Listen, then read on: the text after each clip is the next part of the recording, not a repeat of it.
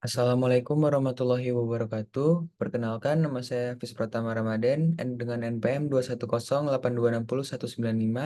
Saya akan mempresentasikan mind map saya pada blok dermatologi dan venerologi terkait dengan herpes zoster. Pertama yaitu definisi dan etiologi. Herpes zoster atau shingles adalah penyakit neurokutan dengan manifestasi erupsi vesikula berkelompok dengan dasar eritematosa disertai nyeri radikular unilateral yang umumnya terbatas di satu dermatom. Herpes herpes zoster juga dikenal sebagai cacar api atau cacar ular, merupakan penyakit viral yang disebabkan oleh virus varicella zoster. Herpes atau herpes zoster disebabkan oleh reaktivasi lokal virus varicella zoster atau VZV yang mengakibatkan ruam nyeri unilateral dalam distribusi dermatomal pada pasien yang pernah menderita cacar air atau varicella.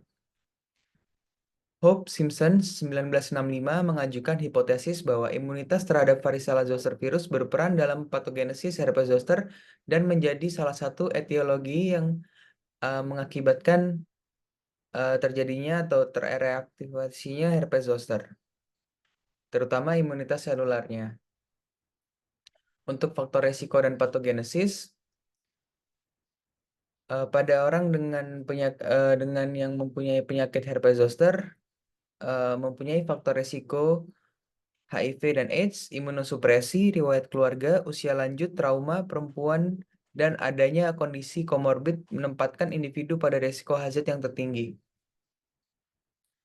Untuk herpes zoster, pada patogenesisnya mengikuti infeksi primer virus varicella zoster atau varicella, partikel virus ini dapat tetap tinggal di dalam ganglion sensori saraf spinal, kranialis, ataupun otonom selama tahunan. Pada saat respon imunitas seluler dan titer antibodi spesifik terhadap virus varicella zoster menurun, misal oleh karena umur atau penyakit imunosupresif, sampai tidak tidak lagi efektif mencegah infeksi virus, maka partikel virus varicella zoster yang laten tersebut mengalami reaktivasi. Reaktivasi ini juga bisa terjadi pada nasofaring yang terjadi segera setelah infeksi primer diikuti oleh penyebaran ke jaringan limfoid di dekatnya. Tempat virus menginfeksi sel T CD4 memori yang banyak terdapat di jaringan limfoid tonsil. Pengalian sel memori yang mengekspresikan antigen homing kulit di CCR4 ke kulit diperkirakan mengantarkan virus ke epitel kulit dalam beberapa hari setelah infeksi. Replikasi lokal di sel epitel difasilitasi oleh penurunan regulasi interferon alfa di dalam sel yang terinfeksi dan kegagalan induksi molekul adesi.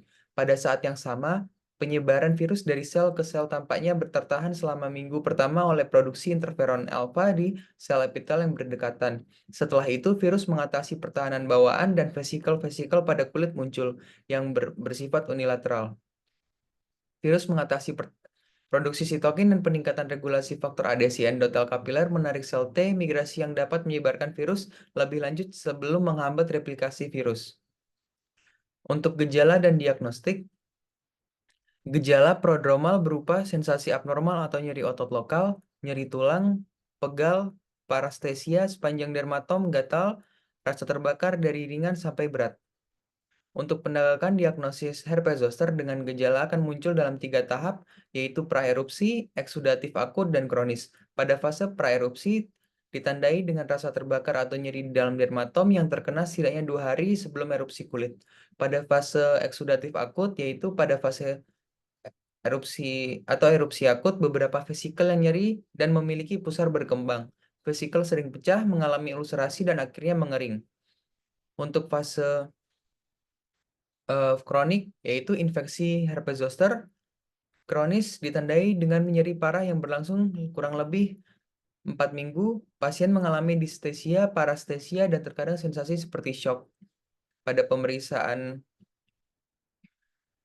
fisik, secara klinis herpes zoster akan muncul dengan krom kulit yang unilateral yang terbatas pada satu dermatom. Lesi individual biasanya berubah dari makula dan papula eritematosa menjadi vesikel dan pustul. Kemudian adanya limfadenopati lokal yang dapat diamati.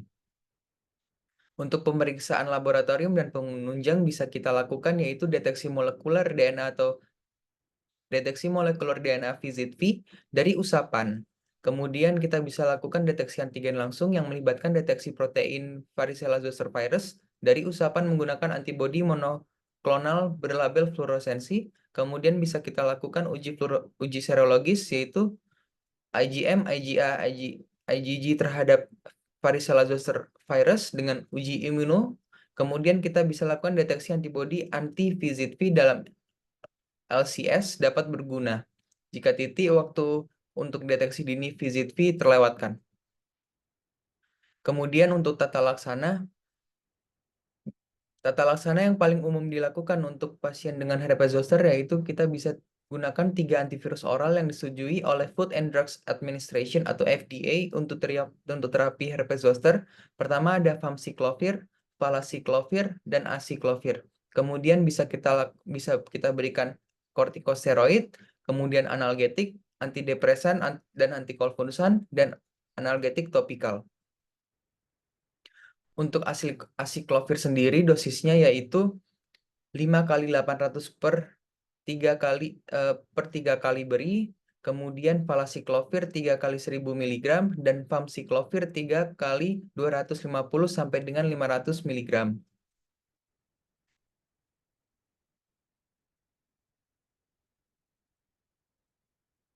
Untuk efek samping yang jarang terjadi dari terapi acyclovir dan obat antivirus lainnya adalah toksisitas ginjal.